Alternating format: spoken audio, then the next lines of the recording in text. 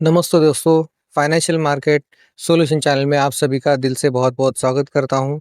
आज हम एक बहुत ही ज़बरदस्त खबर के बारे में बात करने वाले हैं, जो आज मार्केट को पूरी तरह से हिला के रख दी है।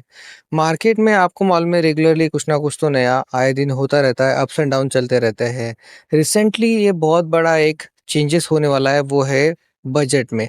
अपकमिंग बजट आप सभी को पता है आने वाला है और उसका अभी आज नहीं तो कल फाइनली क्लोज़ हो जाएगा। मगर जो खबरें हमारे सामने आ रही है, उन खबरों में सबसे ज़्यादा इम्पोर्टेंट खबर है टैक्स। आप ये सभी जो खबरें सुन रहे हैं, वो अभी हो सकती है कुछ चीज़ें सच बने या कुछ चीज़ें झूठ भी हो या हो सकता है कुछ चीज़ें प्रैक्टिकली वर्क ना करें। मगर आने वाले समय में हो सकता है इनमें से कुछ चीज़ें क्लियर हो जाए और टैक्स के ऊपर बहुत बड़ा प्रेशर आते हुए हमें देखने को रिपोर्ट के ज़रिए मिलता है। अपकमिंग बजट में जो है दोस्तों बहुत ही ज़्यादा इंटरेस्टिंग होने वाला है। इसमें बहुत बड़े-बड़े इम्पोर्टेंट टॉपिक के ऊपर एग्ज़ैक्टली गवर्नमेंट ने कदम उठाए हुए जो कदम उनको उठाने हैं और ये बहुत ही इम्पोर्टेंट टाइम है उनके लिए। आने वाले समय में उसका इम्पैक्ट भी हम अपने मार्केट में देखते हुए देखने को मिल जाएगा। ऑब्वियसली दोस्तों जो खबर हम देखने वाले हैं वो खबर हो सकता है ओरिजिनली हमें तभी पता चलेगी जब बजट हमारे सामने आएगा। ये खबरें हो सकती है कुछ मिसलीडिंग करने वाली भी होगी, मगर मुझे जहाँ तक लगता है इनमें से काफ़ी सारी खबरें कन्फर्म होने वाली है क्योंकि ये रिकमेंडेड है बजट के लिए, टैक्सेस के लिए। आज फिलहाल जो देखा जा रहा है कि पूरा टैक्स का कैमरा जो है, वो बजट में टैक्स के ऊपर ही आते हुए देखने को मिल रहा है।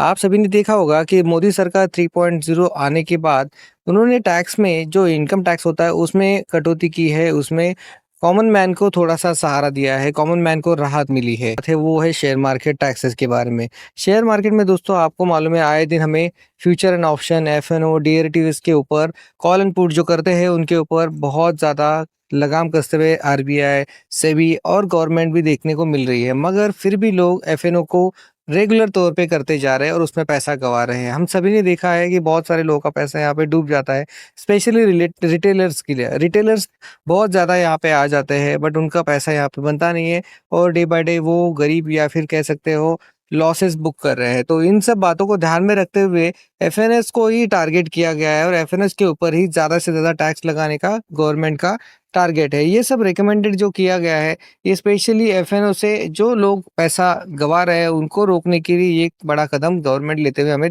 सेबी लेते हुए हमें दिख रही है।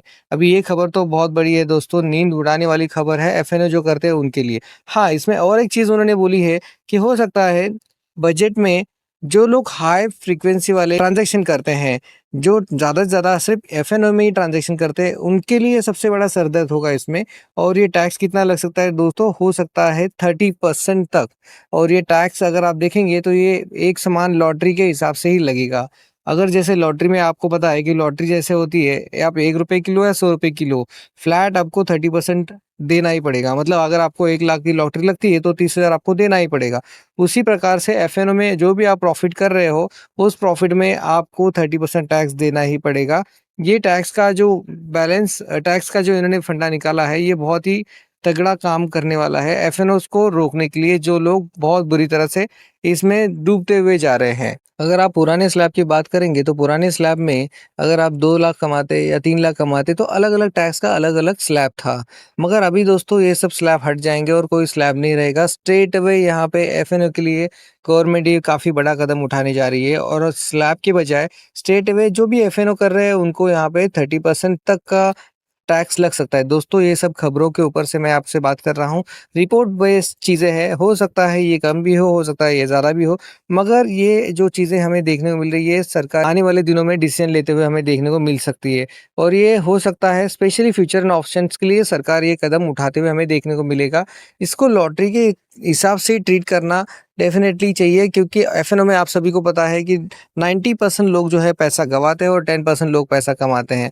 तो लोग जो अमीर है वो अमीर बनते जा रहे हैं और जो मिडिल क्लास है और लोअर क्लास या फिर गरीब बनते जा रहा है। तो इन सब चीज़ों का इम्पैक्ट कॉमन मैन के ऊपर बहुत ज़्यादा होता है। डेफ़िनेटली दोस्तों देखिए, ये जो टैक्स का स्लैब है, अंबानी हो, अदानी हो या फिर कॉमन मैन हो, सबके लिए 30% अगर लगा दिया जाएगा, तो कॉमन मैन को तो इमीडिएटली इसमें से हाथ बाहर निकालने पड़ेंगे और जो बड़े लोग ज़्यादा कमा रहे हैं, उनका फ़ायदा गवर्नमेंट को टैक्स के ज़रिए होगा और जो कॉमन मैन जा रहा था, वो यहाँ पे रुक जाएगा। और एक चीज़ टैक्स के बारे में हमें पता चली है दोस्तों, वो है गवर्नमेंट हो सकता है जैसे क्रिप्टो करेंसी में होता है उसी प्रकार से लॉस को आप कैरी फॉरवर्ड क्रिप्टो करेंसी में नहीं कर सकते। उसी तरह से आप एफएनओ में भी अगर आपका 1 लाख रुपए लॉस होता है तो पहले के स्लैब में या फिर पहले जैसे आप टैक्स को लॉस को कैरी फॉरवर्ड कर सकते थे 8 साल तक, वैसे अभी नहीं कर पाएंगे। एफएनओ में अगर आपका लाख रुपए एक लॉस हुआ है तो वो लॉस आपको नहीं, कुछ नहीं हो सकता उसका। अगर आप उसके बाद 1 लाख से 1 करोड़ भी कमाएँ या 100 करोड़ कमाएँ, मगर वो जो 1 लाख का लॉस था वो आप आपके आईटीआर में नहीं दिखा सकते। ये एक बहुत बड़ा बदलाव होने जा रहा है। जैसा कि मैं आपको बता रहा था, लॉटरी में क्या होता है, तुक्केबाज़ी होती है। आप ₹1 का खरीदो या ₹100 का खरीदो, अगर आपको 1 लाख रुपए का लॉटरी लगा है तो 1 लाख का 30% फ्लैट आपको देना ही पड़ेगा। करेंसी में भी होता था। क्रिप्टो करेंसी में जो भी प्रॉफिट एंड लॉस हो रहा है आपको स्ट्रेट अवे उसी समय आपका उसको प्रॉफिट या फिर लॉस बुक करना पड़ता था। मगर उसके ऊपर जो स्टेट अवे गवर्नमेंट ने टैक्स लगाया वो टैक्स आपको कंपल्सरी देना ही पड़ेगा, जो भी उसकी कंडीशन है उसके हिसाब से। तो इसमें रिटेल इन्वेस्टर्स का ना लॉस बहुत ज़्यादा होता था क्योंकि एफएनओ में बहुत पैसा बड़े लोगों के मतलब कि बड़े जो फिश हैं उनके पास जाता है और रिटेलर्स को आप कह सकते हो एक बकरे की तरह वो लोग हलाल करते थे। तो बकरे जैसे कटते हैं उसी प्रकार से रिटेलर्स यहाँ पे पैसा अपना गँवाते थे और एफएनओ में बड़े लोग, बड़े फिश जो होती है वो पैसा कमाती थी। हो सकता है दोस्तों इसी के साथ-साथ गवर्नमेंट और एक बड़ा कदम इसमें लेते हुए हमें देखने को मिल सकती है, वो है एफएनओ में एसटीटी को बढ़ाना। एसटीटी आपको मालूम है जो टैक्स लगने वाला है, वो टैक्स भी यहाँ पे बढ़ते हुए हमें देखने को मिल सकता है और जिसके वजह से लोग ट्रांज़ैक्शन कम करें या फिर लोग उसमें से बाहर निकलते हुए हमें देखने को मिले, जिससे उनका लॉस कम से कम हो और चीज़ें नॉर्मल सामान्य तौर पे चलती रहे।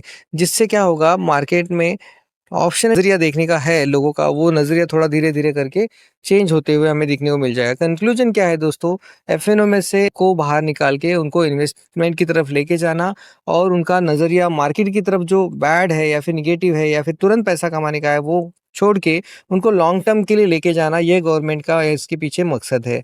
इसी के साथ-साथ हो सकता है दोस्तों इसके अंदर और एक चीज़ वो रिकमेंड कर रहे हैं कि हो सकती है टीडीएस। अगर आप आईटीआर रिटर्न फाइल भरते हो और तो ही आपको टीडीएस रिटर्न मिलेगा। हो सकता है ये भी इसी के साथ इंट्रोड्यूस किया जाएगा। आपको पता ही है दोस्तों कि ऑप्शन ट्रेडिंग में कभी-कभी ही सिक्सर या फिर 4 निकलता है, मगर हर बॉल पे तो आप 4 नहीं मार सकते हो, कभी-कभार ही लग सकता है।